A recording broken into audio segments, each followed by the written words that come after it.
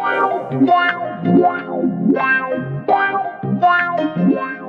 him out.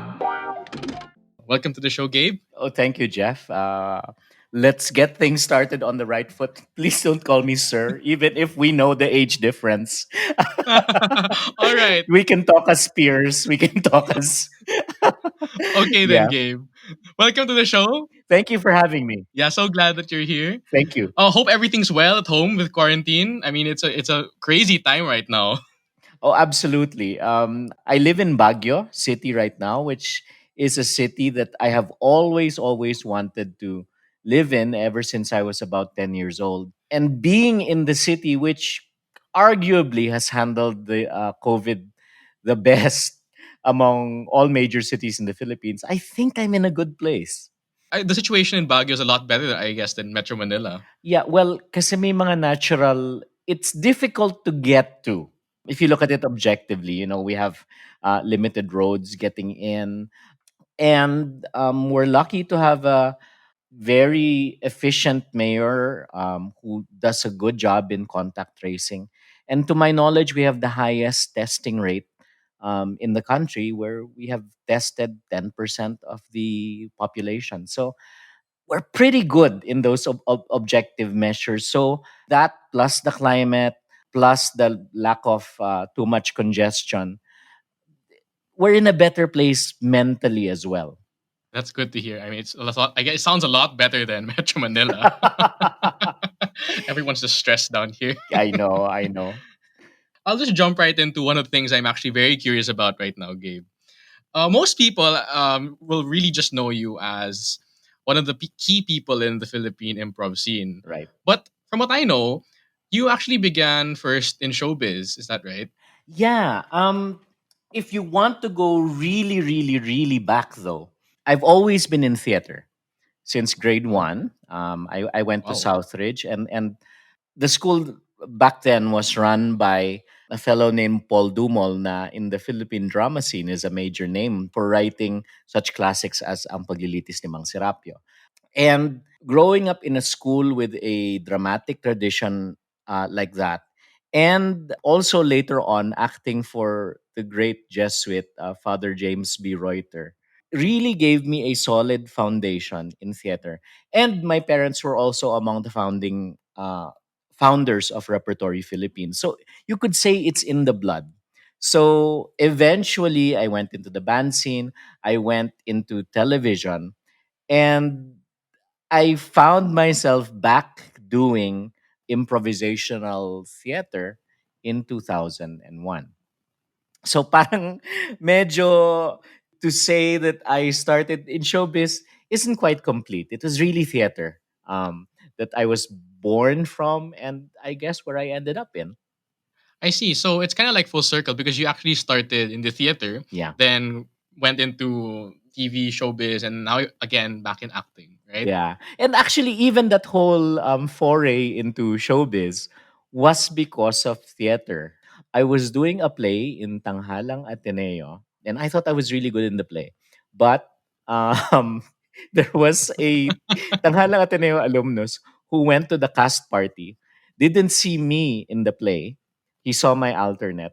And because I was drunk and I was trying to impress a girl in the party, he found that funny, not my performance.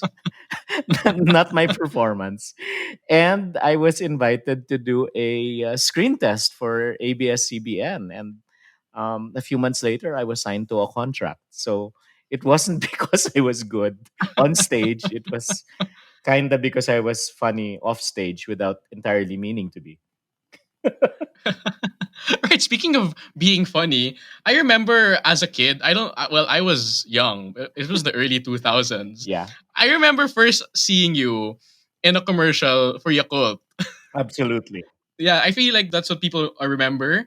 Well, that's what I remember at least. Yeah. I didn't know it was you back then till much later, but that's when I remember first seeing you. I guess in that commercial, Okay Oo. Kabachan. Oo. I think yung origins rin nun is that I had a band. I have a band called The Police. And, we were a funny band. We were a bit overweight. And we would make jokes about being overweight. And then because of mutual friends and performances, I guess when they thought about the tagline "Okay ka ba chan," I was one of the first people that they thought of. In fact, I when they called me, it was already an offer to do it. The screen test was really just a formality, and I ended up doing 12 commercials for them. I think Wow, marami pala. marami, marami, marami. There were many different versions. There were Christmas ones, and then all of that. I think I did about 3 Christmas commercials for them. So lots, lots of different ones. Okay, but so right now you don't have any more like TV appearances or even No. like sitcoms or shows anymore. No more. No. In a nutshell, television and movie work stopped being fun for me. It became something that I had to do to make a living and to continue having momentum in this career that I was in. When you're in showbiz kasi, your biggest fear kasi is to be called laos. Na Oh, you're over the hill and all of that. And when I was doing shows, when I kept doing shows, parang there was always that fear of you have to do something. You have to be on TV because people will think you're laos. yeah. So I would have a sitcom, I would have a teleserye, I would have a talk show, and I would have a cable show. And still at the back of my mind, all at the same time, I was thinking, I have to do more. I have Mhm. to do more. I have to be more visible. And I became just difficult to work with because Uh-huh. I would be sungit on the set and all of that. Uh-huh. And I just looked at myself and said, I don't have to do this if it's obviously not making me happy anymore. Plus the fact that I am a single parent. And the more you do shows like teleseries, etc., where you're taping 3, 4 days a week and each taping day could reach up to 24 hours, parang it just didn't make sense to pursue that anymore. So I left some time ago, and I'm I'm a lot happier now, and I have more freedom to do different things now. I'd imagine it's mentally draining. Like you said, taping for 24 hours. Yeah, yeah, ganun ang teleserye. In teleserye, um, when you have a 30-minute show that Mhm. goes 5 days a week and at a very, very fast pace, ganun yung mga shooting days. I think also what made me tired was just thinking about how to make this process more efficient, how wasteful it is, etc., and trying to, make things better, but not really having the the authority to make decisions. That was a little bit tiring. So I think showbiz was very, very good to me. I was very lucky, but it was time to leave. Being at the mercy of all the producers and the directors, it could feel very enclosing or limiting, maybe. No. Yeah. Yeah. And Yeah. I think I was getting kasi parang all the role, I was getting really typecast na I would be a lawyer, a father, a priest, Oh. a best friend, a kind Okay. dad, yung ganon that I was getting tired of the lack of variation. One of my favorite roles ever was I was part of a very small independent film, which was a trilogy. It was called Bang Bang Ali, and I liked Okay. that story because it was written by Zigmar Sigan, directed by King Palisok, and I was a killer in that movie. Okay. Different role. So yeah, but that still remains one of my favorite roles because it wasn't the usual expected funny kind or lawyer type of role. Yeah, it wasn't the usual fatherly role that you normally get. No, yes, yes, yes. So, was there like a last straw na parang, okay, I don't want to do this anymore? There was. Okay, what was that one thing that sort of prompted you that you say, I don't want to do this anymore? Did you get cast as another dad one too many times? No, it was really funny. It was close to midnight, and I got a message that said, Kuya Gabe, available po ba kayo for taping for this show? Mhm. On the set, 6 a.m., Bataan. Okay. Costume requirements, white suit. Please confirm. A- And I just lost it. Receiving, I didn't reply. I didn't reply. But inside, Okay. I just lost it because why? One, because the complexity of the emotion was one, wow. Like I said, 'di ba, dati the biggest fear is being laos. So, Mhm. one is the thrill na, wow, they still think of me. But at the Mhm. same time, you realize at 12 midnight and the call time is at 6 in Bataan, that means somebody pulled out and Yeah. you're a substitute. And Mhm. then second, I really needed the money at that time also. And then I thought, wow, if it's Bataan and it's 12 midnight and I don't know where it is, I probably have to leave in 3 hours and find a white suit Right. and not know what the role was and all of that. And for me, that was the defining moment. Na if I am reacting with anger, annoyance, and exasperation at an offer for a job like that, which frankly, many people who aspire to be in showbiz would really die for breaks like that. And I found myself ungrateful and yun nga, just pissed at the whole situation. And I said to myself, parang Okay. leave na when other people could, be more pleasant and be more grateful for an opportunity like this. And the poor person was just doing their job. Right. So ganun. And then I found that for all the other offers after that, I was lying na. I was lying na in terms of, are you available for this, that, that? And I would just go, I would make up some things na no, I have a prior commitment. And then the prior commitment really would just be to have, lunch with a friend or something. Yung cancelable naman. Yeah. So it became clear that I didn't have the love and the drive necessary to honor the job. So, parang ganon. So, and then it just became a matter of saying goodbye to the remaining shows that I was in. Right. So that ended your relationship with showbiz. Yeah. Looking forward, what was that point where you transitioned into this new sort of career that you went into, which is improv, I guess? Medyo sabay naman siya. I was still doing improv, which fills me with so much joy and life. We started with SPIT 2001. So I was still very much active on television and all of that. And it did help naman when we were starting improv that I was a familiar face on television.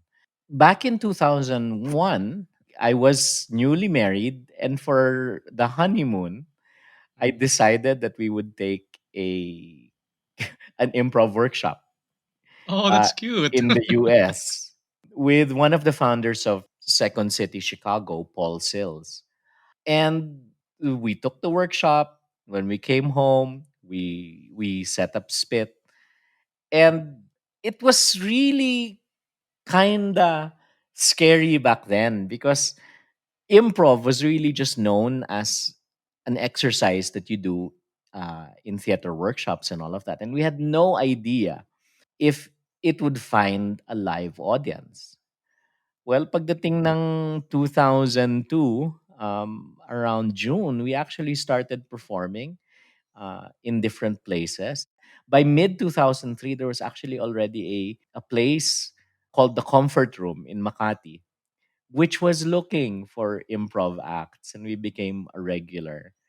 And from then, parang improv did find its audience. We did find people who were willing and able to do it. That was almost 20 years ago. And since then, we've done numerous festivals abroad, and we set up the Manila Improv Festival as well here. And a few years ago, we set up an improv school called Third World Improv. So it's absolutely been rewarding. I'm not rich because of it, but Mhm. we have a community of over probably 300 improvisers. in Metro Manila right now. And that still fills me with so much excitement whenever we do things with Spit and Third World Improv. Oh, it's really gone a long way from 2001. And now you have the Yes. group, and there's a school, and over 300 improv actors in the country. Yes, yes. But I'd like to backtrack a little bit, just for people who aren't so familiar with what improvisation is. Maybe you could tell us a little bit about what exactly improv is and how it might be different from other brands of comedy, maybe. Improv at its core is unscripted and unplanned theater. Okay. So it's when you talk about improvisational theater, that's what it is. So we do scenes, we do stories, we do musicals where there really, honest to God, is no script. No script. No script at all. Everything is made up on the spot. Okay. And we do the dialogue and the intricacy of the stories on the spot. There are, while the dialogue and the plot is totally made up by the actors on the spot, there is no director in improv who calls all the shots. Like, it's not like traditional theater where it's obviously the medium of the director, the writer, or the dramaturge. Here, it is the medium of the actor talaga. And while there are structures that help us along, like for example, when we improvise a song, the content is completely improvised, but there are different tunes naman that we follow.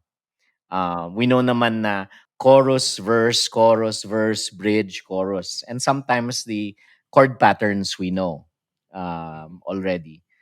What we talk about and who's going to talk about it during song, well, that's nadadaan na lang yun sa tinginan, sa Ah, turuan, okay. So, etc. makuha sa tingin, parang ganon.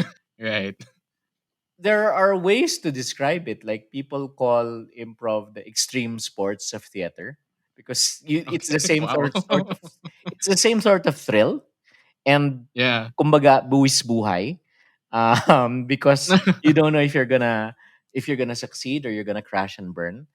Mhm. There's also been an analogy that when you're watching an improv show, the experience feels very much like a basketball game or any sport where sure there might be plays that a coach will design or situations where the team will try and do something, but the most thrilling parts of sports is when there is a broken play, when Yeah. there is a last minute shot Anything can happen. and the athletes just make it up on the spot. And it's the training, the trust in each other that makes the sport thrilling. So in the same way, parang ganun ng improv theater. I'm very curious as to when you said there is no script. That really throws me off. Parang, normally, when you think of people who come for a show or go on a play, they rehearse and rehearse for hours on end. Mm, They want to mm-mm. perfect the script. They know it by heart. But you mentioned that improv doesn't have a script at all, which is No. amazing because I've seen some of these shows and these things don't work on any script pala. No, no, no. In fact, the more you script it, the more it trips you up. In improv, Okay. we really try and go for flow of building each other. The core belief of improv is something called yes and. That means it is my obligation to you as my scene partner to accept whatever you say and I will build on to it. And it is your obligation to me as my co-actor that you will do the same for me. So we get into a flow of accepting and building on each other. I see. So yes and no. Yes, and would you like to experience that, Jeff? Yes, actually, I was gonna ask you. Okay. Can we try this whole yes and okay? Yay. Exciting. Okay. So, Jeff, we're going to do something called first word, last word poetry. Okay. Okay. So you and I, we will deliver improvised poem together. It's really simple. Keep our lines more or less short, Mm-hmm. and every subsequent line that we deliver, we take turns, must start with the last word that the previous person ended with. Must start with the last. Okay, okay, So that sort of ensures some sort of flow. okay. Because it's a poem, the two of us, we should take on the persona and the angas of a poet, even if All we right. really aren't. So you take it a bit seriously. Don't treat it as comedy. Okay, okay. So embody a poet. Embody a poet. Okay, so I'm going to choose a word, and the word is disinfectant. Disinfectant. Oh my goodness. Okay. Disinfectant. So I will start. Okay. I got him nervous, but let's go. So it's Jeff and Gabe doing improvised poetry. Whenever I think of the word disinfectant, I think of spraying disinfectant all over my room. My room, I imagine, is full of germs, germs that are out to hurt. Your turn. Hurt. Okay. My so I have to wait. Sorry. I have to use the word. Yes, you have to begin with I hurt. have to begin with hurt. Hurt. Okay. Yeah. Just do it, Jeff. Hurt. My heart hurt. Oh, hurt. Hurts when I think of many people who don't have disinfectant in their homes. Their Oh my homes. goodness. Okay, when pag ganyan, yung medyo may pause, I will come in. And you will do that for me also. Mga ganon. Okay. Their Okay. homes are home to many different pathogens. Pathogens that could destroy life. Life. What is the meaning of life and the things we eat on our table? Our tables, can't we see, are filled with crumbs and leftovers, breeding ground for bacteria. Bacteria. Things we run away from. Yet we don't always see what we run away from in this crazy life we are in. Inside us is a whole universe filled with bacteria. Bacteria that help us digest, bacteria that thrive in our intestines. Intestines is my favorite food in Manglaris. Manglaris is pretty good, but I prefer it fresh. Scene.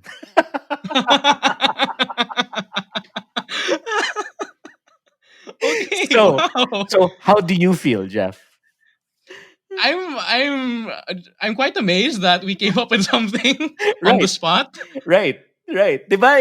It was It's a thrill, no? it's thrilling. You're always on your toes. Yeah, and yet yun, that's the magic of improv. It's such an adrenaline rush. It's one of those things that maybe when you hear in the playback is, it's okay. But that's not the point of improv. Aside from yes and accepting and building, one of the things that we teach for people to succeed in improv is be content with the concept of being average. And what do we mean by that? When you're accepting and building, like what we did, and when we take turns, often there is a temptation to say something super benta, super funny, super brilliant, Right. and that makes you a little bit difficult to work with as a scene partner. If Oh, you're okay. always taking spotlight, always being brilliant, etc., Uh-huh. sometimes it creates a dynamic where, sige, ikaw na lang. Ikaw nang magaling. Right, right. No, because admittedly, I was trying to think of something interesting so it would make the scene interesting. I Right. think that's the default thinking. Eh. Yeah. When all that the audience probably wants to experience or hear, or it doesn't matter what the audience, the listener, all they're really tuned into is how you're flowing, Mm-hmm. how you're building off each other and how you can have amazing chemistry, even if you're doing it for the first time, even if you've just met, etc. Mhm. That's what they're looking for, and the brilliance sometimes gets in the way. Improv rejects the notion of the lone brilliant genius. Instead, we believe in a model of brilliance or a model of genius that is collaborative turn taking. I see. And it's more fun. Yeah, definitely. Oh. So I think the applications, for example, of yes and being average and all of that can be really, really good. This exercise, I promise you, is very fun even on your own. Mhm. Like you can do suddenly spoken word poetry just using this formula. So yung first word, last word. It's great as a writing technique for a first draft. If you feel you have writer's block, just do this short sentences, first word, last word. Put yourself on a 5 minute time limit, and then reread it, and then you just erase na lang the first word of the ano, and you can actually come up with something pretty decent. So it's what you just experienced. Mhm. That's what addicted me to improv and teaching it. And nandiyan na rin yung, because you're more of a yes and person, not just to people in conversation, but more importantly to yourself. When you embrace the concept of being average in things that, you know, that doesn't mean you throw out magis and excellence and all of that. Ah. What it means is in things that don't require superhuman effort or importance, you can be more average and more tolerant. And that ultimately makes you kinder to yourself as well. Right. I think it's that value of really working with other people, not so much putting yourself always in that spotlight. Yeah, Because yeah. yeah, I see how that might break the whole idea of improv. Oo. And Thinking that you're this big, brilliant guy in the spotlight. no, no, get rid of that. And Yeah. parang it reminds me of something that one of your previous guests told me back when I was in college. Father Johnny Go was my was my Oh, spiritual director and my retreat director back in college. And okay. one of the reflection points in one of my retreats was, knowing my background as an actor and all of that. He Hmm. said perhaps you could take a look at shining the light towards others more instead of always stepping into the spotlight. And it's funny how that is also a core belief in improv. It's all about, listening more, being more average so that others can shine. So parang meron talagang intersection in my life between improv and Ignatian spirituality. Right, because that also I know that also plays a big part in your life, being part of the CLC, right? Yes, yes, yes.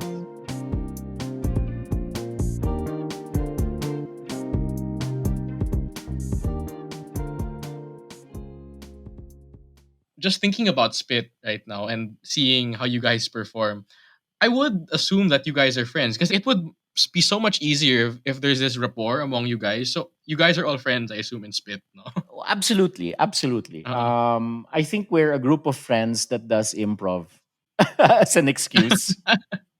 And in a way, what's good about improv is that it's become a guideline or a, huh, it sounds so nerdy, almost like a constitution on how to behave with each other. Oh, okay. We've known each other from when we were single, from when we didn't have kids, to our kids being big and being, 16, 17 years old now.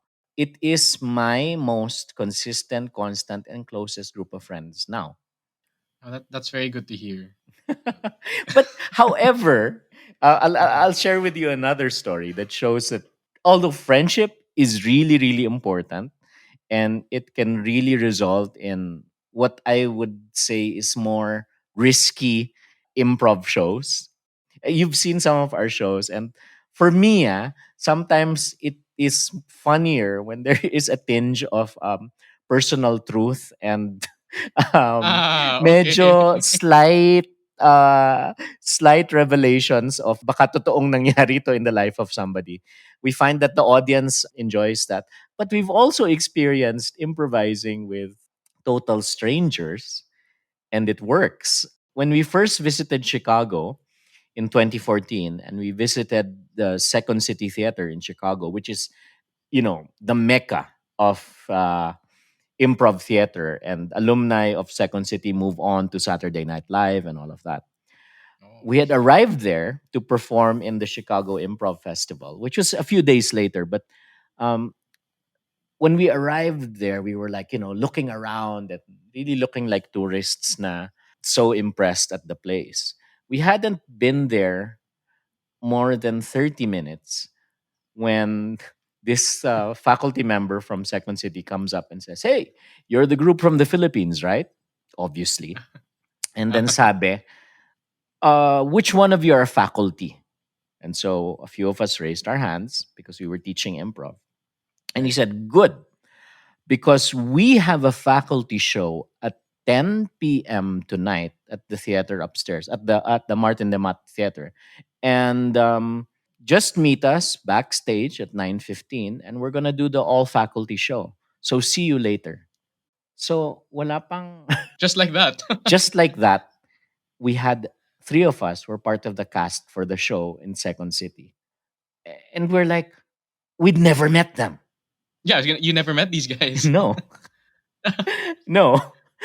And then yun, backstage, it was really just a warm up. And while we don't have scripts, we have structures and we call them games, and said, okay, so these are the games in this sequence. Okay? Okay. Ganon. And it was really just warm up and then names. And then we were on stage. So before you know it, you're just talking to each other and you're performing all of a sudden. Yeah. So that's how surreal, or how improvisers really engage with each other internationally. About a month ago, I did an online show with the Nationals, and they're a group based in the US. One of them is my friend, Sean Landry. She's based in Los Angeles. The other one I had improvised with was R. Kevin Garcia Doyle. He's from Hawaii, and we had never met. And then we were doing scenes through Zoom online Mhm. broadcasting to the world. Yung ganon, because we're bound by rules of yes and making your partner look good, accept and build on each other. Mga ganon. And that becomes a universal language that improvisers can relate to. Right. That's so fascinating how you can just meet someone a few minutes and perform with them on the spot. The sad thing is, sometimes it takes the magic out of certain social situations. Like I remember when I was younger, and meeting somebody and saying, "Wow, it's like we were talking like we're old friends. Like there's magic, there's romance or whatever." And then we realized that in improv, oh, you were just following the basic rules of improv without knowing it, and you can create magic. It spoils the It magic. spoils it. It demystifies some of it. I'm curious right now. When did the whole idea of teaching improv come about? Because you've been performing spit, you've been doing this for quite some time. Yeah. When the whole idea of expanding it propagate? About 5 years ago. Well, improv became quite popular and quite mainstream after, there were other improv groups, etc. And there was a little bit of a boom in the first few years where there were three more groups were doing it. And then they decided to stop performing. And then about 5 years ago, we would hear about people claiming to be improv this or improv that, improv experts. And then we heard about, people claiming it for things that we weren't comfortable with, like claiming it really for explicitly for mental health and all of that. Now, Mhm.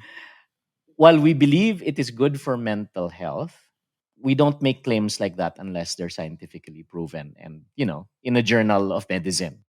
We felt that there was a lot of, for us, parang big claims that weren't consistent with the way we practiced improv. So we decided that instead of just being sourpussing and being grumbling about how others were using improv, we said then we should teach what we know, how we know, and in the spirit of what we've done in Spit. And we started that 5 years ago with Third World Improv. And the joke is, well, and there were two reasons for the name. One, we wanted it to have a very strong non North American identity. Because when you talk about improv right now, you're either trace yourself to the Chicago School of Improv or the Keith Johnstone Canadian School of Improv. And we wanted something that would really declare ourselves as, look, this is not North American.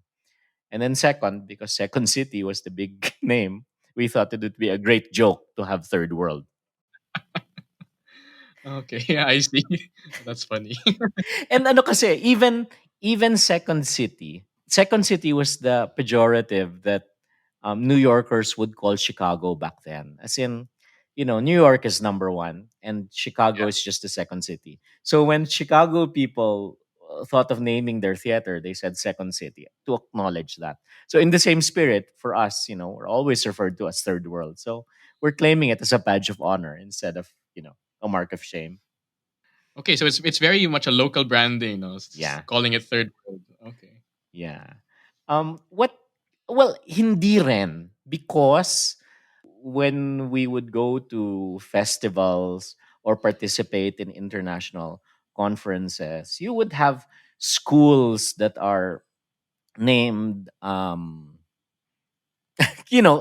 medyo quirky, zany, pakwela names like the Jokers or whatever. Yung ganun yung name ng school.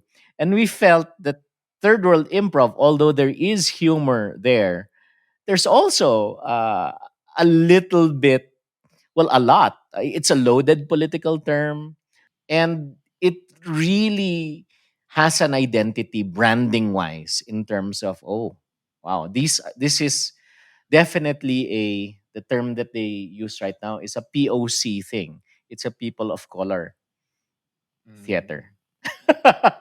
So it's not, the criticism against improv worldwide is that it's white, male, and privileged. Oh, okay. So to So name it, it has that yes, stigma pala. Okay. may ganon. But still, may tongue-in-cheek rin. I'm wondering, when you perform a show, what's the procedure if you see that it's not going so well? Because everything is off script. I mean, everything is not Yeah. scripted. So I'm guessing there might be tendencies for it to go a little sideways. So how do you sort of remedy that to make it go back into where you want it to kind of go? If that's how it's supposed to be phrased. Let's see. One is that on normal, wow, parang I just caught myself because normal shows we don't have that anymore. Um, Oh, right. in normal shows, when we would perform in commune, we would divide it into two sets. Each set is about 45 minutes to 1 hour, and in the first set, you would have something like 8 games or 8 structures, each maybe about 5 minutes each lang. So for us, if it's not working, if it's not connecting with the audience, at least it's just 5 minutes of shame. Right. And we move on and we accept that there are different reactions naman. Of course, in a show like that, the best would really be laughter. But for some, you can tune into connection, commiseration, recognition, etc., as other valid responses. In the same way that, a play doesn't get a reaction at every scene and at every line. We shouldn't be spoiled with that mentality rin naman when we're doing Mhm. improvisation. So the long and short of it is 5 minutes, and let the scene naturally end, and then we move on to the next one. And you mentioned earlier, normal shows. You don't have normal shows No anymore more. with everything happening now. So how has Spit like adapted to the whole absence of normal circumstance. We can't go to commune now, obviously. Yeah. Maybe other online shows, maybe Yeah, something. March pa lang. March pa lang. I think the very week after quarantine was announced, we started doing Facebook shows, Facebook live shows. And we've been doing that practically every week up till now. Although lately we have been practicing doing shows on a different platform. It's a Filipino startup called Kumu. And Mhm. Kumu is a different experience for us because parang mas phone-based yon. There are paths towards getting monetization towards it. And the engagement techniques are different on Kumu, and the audience is different. So we've been experimenting with those. Yung mga classes naman ng Third World Improv, we used to offer 5 levels, 8 week in person classes, once a week, 3 hours each. We've revised that a little. We're offering level one and level two online, but we also have been offering a lot of shorter courses in improv and opened it up to students from all over the country and all over the world. Dati kasi, we were Metro Manila based and all of that. So we had Makati class, BGC class, Ortigas class, QC class. Ngayon, our classes are one class talagang Luzon, Visayas, Mindanao plus US. Nationwide. Oo, plus US East Coast. Okay. May mga ganon. So yeah, you've got to change. And kami, when we claim that as improvisers are ready for everything, we really have to prove it, even in terms of how you roll out your usual offerings, how you revise your business model, ganon. So really, everything's moved online now, pala. Yeah, we've got to. I mean, part of what we do and how we do it. We have a lofty dream that with Third World Improv, we're spreading the principles of improvisation so that people can become better people and better citizens. So, part of being a better citizen now is really just follow the best practices when it comes to dealing with a pandemic. And that means no face to face classes for us for the foreseeable future. Right. Sad as that is to hear, but it's really what's best talaga. Yeah, yeah. our ano, sorry, our motto, I guess, in Third World Improv to carry on the joke is we're all about developing people. To use improv to develop yourself further, whether as citizens or as people. So parang that's the goal of you trying to bring improv to everyone. Yeah, yeah.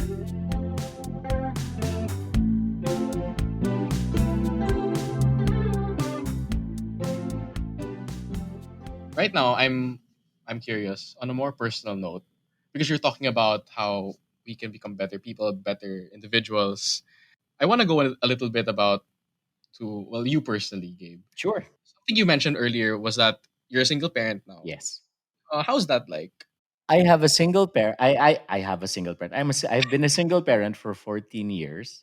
So my Okay, son is turning 16 okay. in a few weeks. And if you really want the complete definition, I am we are an adoptive single parent family. So my son was not is not biologically mine. Um, we had taken him in as a foster through DSWD when he was a few months old. And then shortly after that, nagkaroon ng separation. And then I have raised him as a single father since he was 2 years old. And I never remarried, and I actually do like this arrangement right now. And in fact, my fear right now is since he's 16 and in a few years he'll be graduating from the university. I'm like, wow, what's my life going to be like after that? Oh, right. So that's my situation right now. And I think the choice of career and shifting from a less time consuming showbiz life into something that I can control more of is very much connected to having more quality family time. We talked about how improv plays different roles in our lives. That's the goal, hopefully. Yeah. Being a single parent, has that personally applied to you? You have used these improv techniques in parenting. I'm very curious because a while ago you talked about how you lost some magic in conversation, but have you used improv techniques in parenting? Maybe. Siguro yung ano, when you improvise, one gives you a little bit more patience for the process. Hmm. I've experienced many scenes where you think it's going nowhere when you're just building off average things of each other and you can't quite see the end in sight, and then suddenly it turns into the most brilliant of scenes and stories, and it's both deep and hilarious at the same time. Trusting in the process is very important to be a relaxed parent. I think kasi if you micromanage everything and you're concerned about every little thing that the kid does, you end up sometimes creating an environment where mistakes, honest mistakes, innocent mistakes are not allowed. And similar to what many people in the startup scene are also saying, in improv, mistakes aren't emphasized, or we don't wring our hands and bang our heads against the wall against what we perceive as mistakes. Instead, we take a look at how do we work with it to make it better? How can we craft a mispronunciation or a grammatical error or just forgetting something and integrate it into a scene? So, in the same way, I think it has taught me as a parent to be more tolerant of missteps, forgotten homework, etc., and create a scene, create an environment where my son isn't afraid of me and admitting mistakes like that, but instead I'm the first one he wants to work with if he wants to solve something or work his way through a situation like that. So ganon.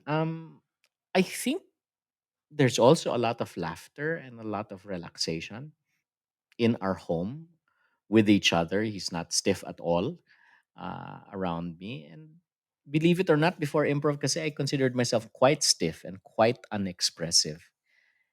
And improv has helped me become happier and really more expressive about feelings and tenderness and being nurturing, which weren't necessarily things that I was good at when I was married. But I have to learn now that I'm a single parent. Yeah, and I think what I really got from that is, especially from tying it into that exercise we did earlier, Mm-mm. improv really calls for you being in the moment. No, you can't just Yeah, think about what's happened or what's going to happen next. It's really just correct. putting yourself then and there. Being totally present and controlling the, for example, in a usual teacher student or ano relationship, when what we were doing kanina with the spontaneous poetry, the old me would have jumped in and really given you instructions. No, you do this, ganito kasi yan, okay, try again, yung be very, in your face with it. But what improv has taught me is shut up, relax, they will figure it out on their own, and just leave space. And you found it. And then eventually, with very little prompting from me, you found your rhythm. Eventually, you sort of got the right. But without me telling you, oh, relax ka. Oh, sige, Oh, listen. Oh, be present. You found it on your own. And parenting is a little like that, I think. Sure, one way is telling them every single thing, but you want to create independence and not dependence. wow, that's amazing to hear, Gabe. I was like thinking, wow, did I really say that? Okay. Okay, I guess I did. Yeah. Yes, you did. So with all of these things in your life, I want to know what's next. No, like you said, your son is soon going to graduate. What does the future look like? Are there any things that maybe you're working on at the moment? Yeah. I've relocated to Baguio, and this was really in the plan since mga 4 years ago. But the plan was really to move completely here in 2020, and then boom, the pandemic happened, and parang it was such good timing to move here in 2020, because all the time I was worried about how do I keep connected with SPIT, Third World Improv, some of the work that I do in Manila if I'm here. And I was imagining my life na, 3 days up in Baguio, 4 days in Manila to keep things. But now one of the consequences of the pandemic is that people are way more comfortable doing things remotely right now over Zoom, um, and all of that, even training over Zoom, that it has worked out nicely for me that I can do most of the work that I was doing in Manila online. And then I've opened, I'm part of the team that opened something called Vivi Stop Baguio. Vivi Stop Baguio is a physical space. We call it a creativity accelerator. And kids age 9 to 14 can come to our center, and we have the latest equipment, 3D printers, laser cutters, etc. And they can invent things, they can go and do their DIY projects, STEAM related things. And we provide the mentorship, we provide the opportunity to access these kinds of materials. And the whole objective is to allow these kids to be creative with their hands, make things with their hands, and be more comfortable with modern technology, not for technology's sake, but to allow themselves to make their own clothes, their own food, their own furniture, etc. So it's a maker space for kids, I guess. Oh, that's interesting. So it's targeted primarily for young kids. Yeah.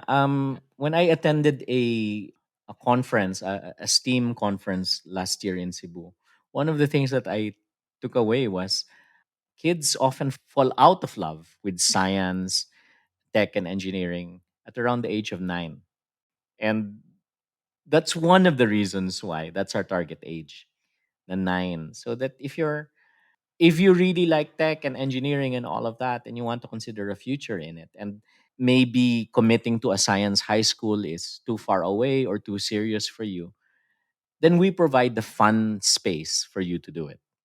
It's part actually of a global network called Vivita, and you can find out more at vivita.co or vivita.ph. And we have centers like this all over the world. It started in Japan, moved to Estonia, Singapore, Lithuania, and we're the next one, Vivi Stop Baguio. Are the kids there primarily from Baguio, or do you get people from Metro Manila also?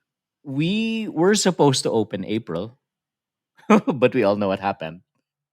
So we haven't been able to fully open because kids are officially aren't allowed too many activities now. In Baguio, kids are only allowed activities starting September 1.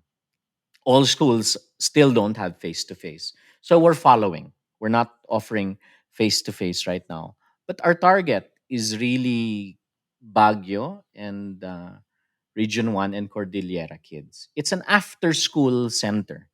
We don't aim Okay. to replace grade school or high school. It's really just one of those cool places that you can go to and work on your projects.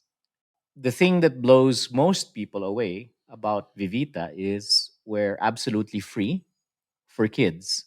So we have memberships, and then all the membership means is that we want to be able to track projects that you're working on, etc. And we want to be able to contact your parents if we ever need to. But kids in Vivita never have to pay for anything while they're with us. And what sort of inspired you to take on this new adventure in your life? I have also been active in the startup scene in the Philippines as a mentor in one of the accelerators, Idea Space, for the past 8 years.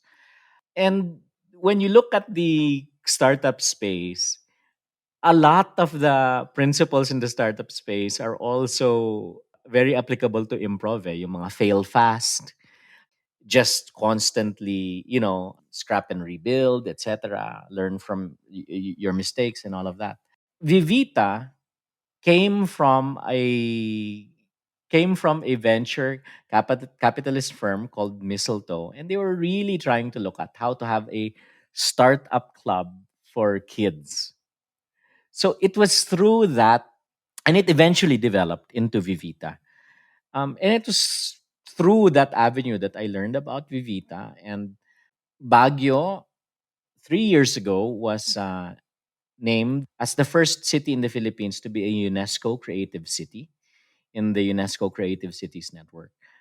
And Vivita is a creativity accelerator. And I thought, since I always wanted to live here as well, I would make a pitch that they set up their first center here in the Philippines because of the synergy of all of that, that this is a creative city. This also has some of the very best public schools in the country. And there are also a lack of opportunities for kids here, especially in the realm of STEAM education. But Right. really, a lot of it was really, I've loved this city, and an excuse to set up something that I really believe in and that I really like. And to be able to convince them to set up here, that's become my obsession. And just to give you sort of an idea of what we're like as an organization, in Vivisap Kashiwanoha, which is in the Chiba prefecture outside of Tokyo, there was a kid who was very interested in roller coasters. And so Okay. Vivistap Kashiwanoha worked with the kid to design and fabricate a small roller coaster. And so they actually built it. Wow. It was maybe 100 feet long. And to give the kid that experience of designing, building it, it didn't have any loops or anything. It was more like a straight thing. And just have the joy of accomplishing that on their own. We believe kasi na it wasn't the adults designing it for him. He would design it, and then the adults would help translate it to CAD and whatever. But they actually did that. And we want to give budding scientists, engineers, that kind of experience here in Baguio. And there's no avenue for that in Baguio. Unlike in Metro Manila, where you have places like the Mind Museum, you have other schools, etc., that would have that. Here, wala eh. Right. And I'm sure it's very empowering for the kids to be able to experience something like that, no? Creating, like you said, the roller coaster from their own thoughts and actually seeing it come to full fruition. It's Yeah. very empowering. Oo. We're launching in October parang a book incubation program where we're looking for a group of kids who will be given 10 months, and we'll guide them through mentorship, the resources, etc. 10 months to get a book out from conception to writing to layout to publishing to marketing to launching. It's a 10-month project. So it's the type of thing that Vivita gets into. Like other organizations might have a book writing project or a book illustrating. Kami, Yeah. from idea to launch, the kid will take care of it. So you get a more I guess comprehensive approach to it, and it Right. teaches lang that you can't just be a writer and be Mhm. señorito all the way. You've gotta do it idea hanggang completion ikaw. There's follow through, no? Oo, there's follow through. Right. Well, good luck in that new venture. It sounds Thank very you. exciting. And Thank you. so interesting how it's set up in Baguio. Because you know how Yeah. Baguio, well, why I understand Baguio is the culture is very much intact relative to other places because it wasn't, Absolutely. reached so much by the Spaniards. And it's Yeah. just nice to have that tech integration into a place so much still deeply rooted in its culture.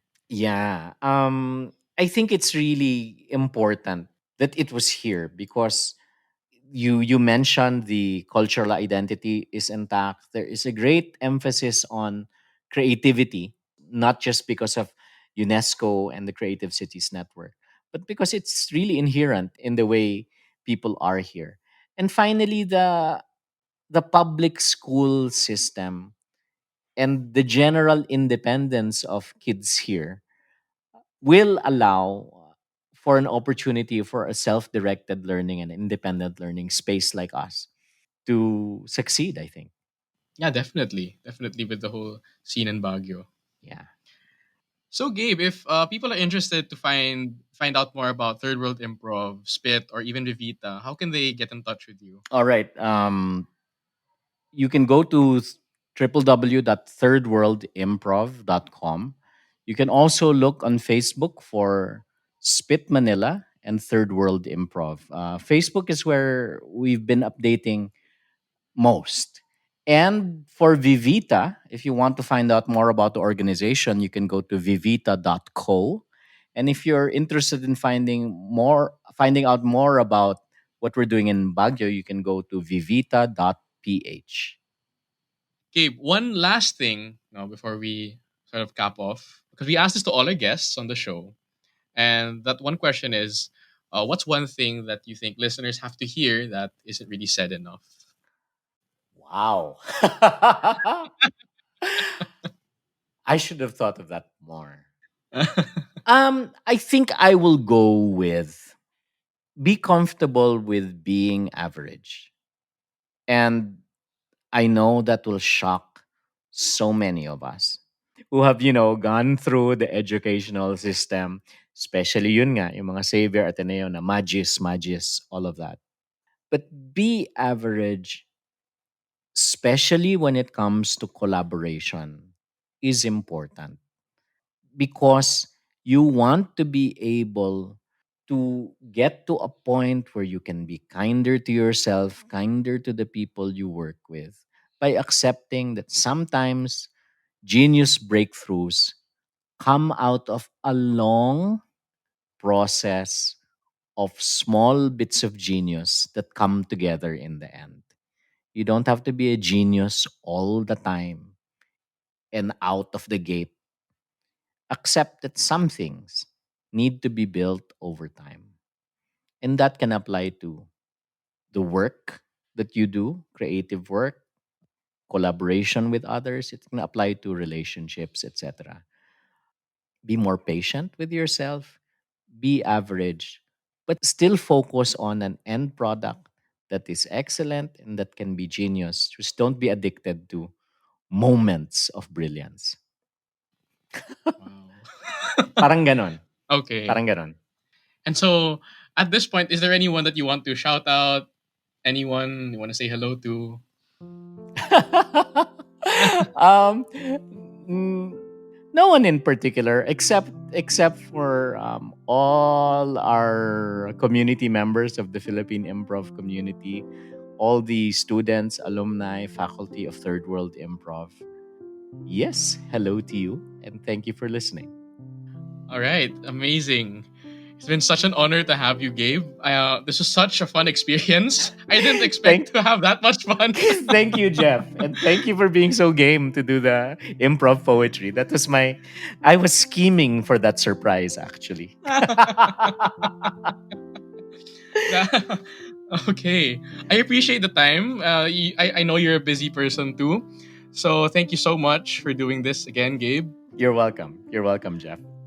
And to everyone listening, you can find Gabe on Spit, and they teach at Third World Improv.